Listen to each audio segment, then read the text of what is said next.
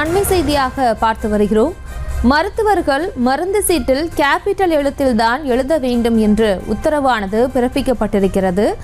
மருத்துவர்கள் மருந்து சீட்டில் கேபிட்டல் எழுத்தில்தான் எழுத வேண்டும் என்று உத்தரவானது பிறப்பிக்கப்பட்டிருக்கிறது. மத்திய அரசின் அறிவுறுத்தலை ஏற்று தமிழக சுகாதாரத்துறை உத்தரவை பிறப்பித்திருக்கிறது.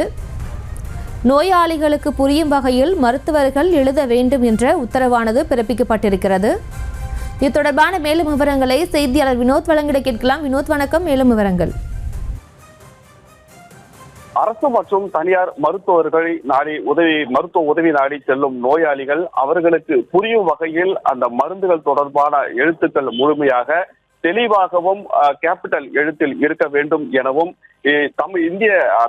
மத்திய அரசாங்கமானது தொடர்ந்து வலியுறுத்தி வந்த நிலையில் இந்த உத்தரவு மத்திய அரசாங்கத்தால் தொடர்ந்து வலியுறுத்தப்பட்டு வரக்கூடிய நிலையில் இந்த உத்தரவை அடுத்து தமிழகத்தில் இருக்கக்கூடிய அரசு மற்றும் தனியார் மருத்துவர்கள் மருத்துவ உதவி நாடி மருத்துவர்களை சென்று பார்க்கும் பொழுது அவர்களுக்கு தேவையான மருந்துகள் மருத்துவ பரிந்துரை சீட்டில் எழுதப்படுவது வழக்கம்.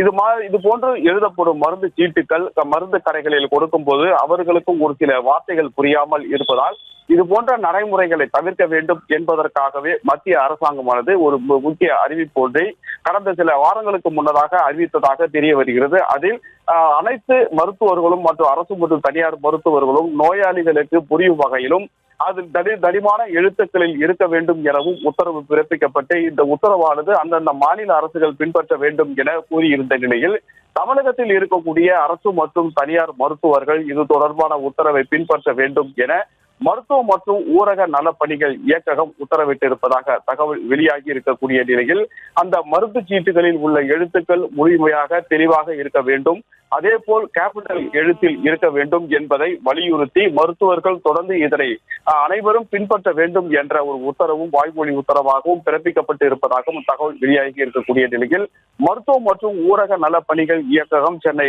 டிஎம்எஸ் வளாகத்தில் இருக்கக்கூடிய அலுவலகம் மூலியமாக தமிழகத்தில் இருக்கக்கூடிய அரசு மற்றும் அனைத்து தனியார் மருத்துவமனைகளுக்கும் இந்த உத்தரவு பிறப்பிக்கப்பட்டிருக்கிறது. இனி வரும் நாட்களில் இது போன்ற நோயாளிகளுக்கு அந்த எழுதப்படும் மருந்துகள் தெளிவாக புரிய வேண்டும் என்பதற்காக மட்டுமல்லாமல் மருந்து கடைகளில் கொண்டு போய் அந்த மருந்து சீட்டினை கொடுக்கும் பொழுது அந்த மருந்து கடைகளில் பணிபுரியக்கூடிய ஊழியர்களும் இந்த மருத்துவம் தொடர்பான ஏதேனும் தவறு நடக்காமல் இருப்பதற்காக தெளிவாகவும் கேபிட்டல் எழுத்தில் இருக்க வேண்டும் என்பதை புரிந்து கொள்ளும் வகையிலும் இந்த எழுத்துக்கள் அமைய வேண்டும் என குறிப்பிட்டிருக்கக்கூடிய நிலையில் மருத்துவ மற்றும் ஊரக நல பணிகள் இயக்ககம் இந்த உத்தரவை பிறப்பிக்கப்பட்டிருக்கிறது. செய்திகளை உடனுக்குடனும் துல்லியமாகவும் தெரிந்து கொள்ள சப்ஸ்கிரைப் பண்ணுங்க.